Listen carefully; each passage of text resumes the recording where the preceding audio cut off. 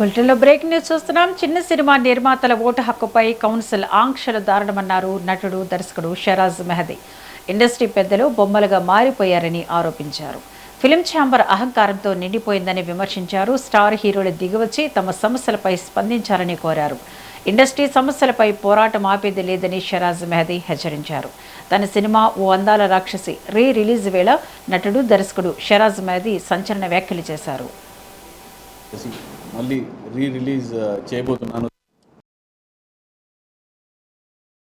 Cinema ఓ అందాల రాక్షసి మళ్ళీ రిలీజ్ చేయబోతున్నాను.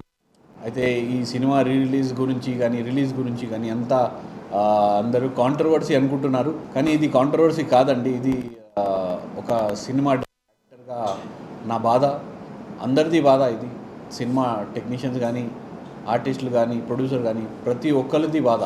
అయితే ఇక్కడ సమస్య ఎక్కడి నుంచి మొదలవుతుందంటే మన ఇండస్ట్రీ రూల్స్, మన ఇండస్ట్రీలో ఉన్న పెద్దలు వాళ్ళే మెయిన్ సమస్యగా మారారు. ఇప్పుడు ఇవన్నీ మారాలంటే ప్రజెంట్ మన కండిషన్ మారాలంటే ఒక నాయకుడు మనకి కావాలి.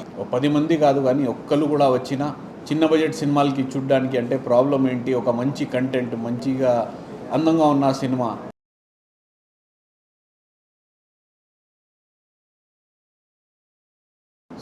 ఓ అందాల